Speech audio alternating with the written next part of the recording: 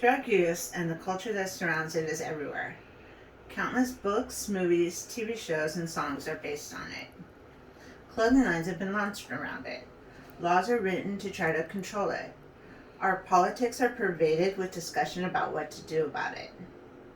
And millions of new people fall victim to its pull every year. But drug use for pleasure can be traced back as far as the late 1800s, and alcohol use dates clear back to the early Egyptians. It is no wonder that drug use has a unique and identifiable culture all of its own. Key point 1: Social organization, hierarchy, and laws. Within the culture of drug use, there is a clear hierarchy. Movement between the levels or classes that make up the hierarchy can move quickly and frequently and can be very fluid.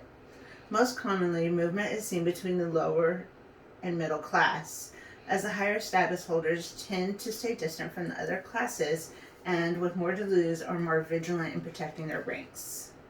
There are various ways in which status in the hierarchy can be achieved, and the movement can be in either upward or downward direction. A person can be born into a family that has considerable status, and they are generally awarded the same status. A person can marry or partner into a class, or a person can earn their way into that status.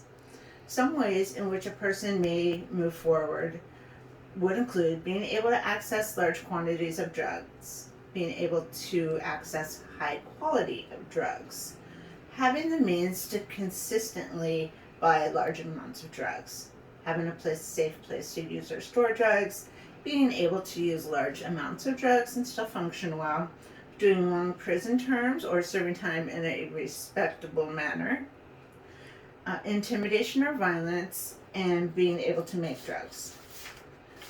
Some ways in which one might decrease their social standing would be for their family to fall out of favor, showing disrespect to a person or group of high social standing, losing access to quantity or quality of drugs, to become too reckless in one's use, to separate from a well-respected family or connection, or to break any of the understood laws of the culture.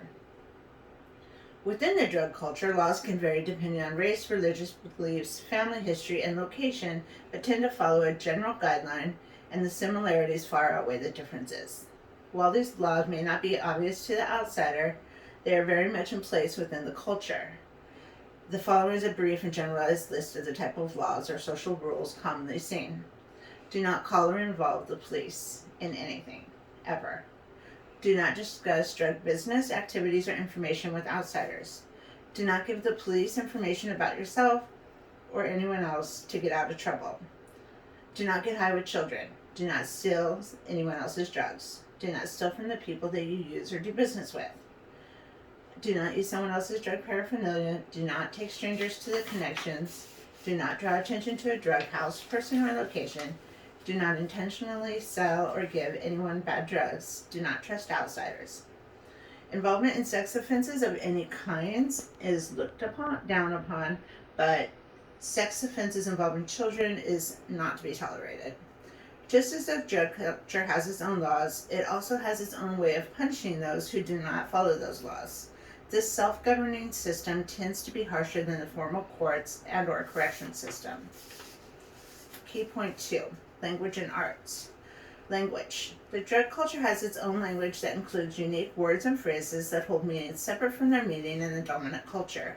This language varies in patterns depending on demographic, background, and race, but what remains is that the verbiage, context, and syntax are different from the dominant society's language. The primary difference is most clearly seen in how words and phrases are used. For instance, in most conversations, the term on deck would mean that a person is on a boat or waiting for their turn at bat in baseball. In the drug culture, the term on deck means that somebody is either picking up drugs or waiting to get high. Arts, including symbols, images, and dress.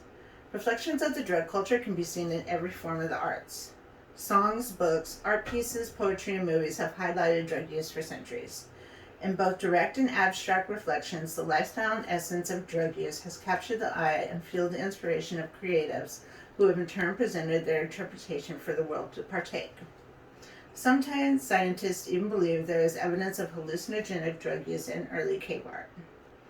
There are also plenty of popular symbols used to represent drugs, drug use, and the drug culture.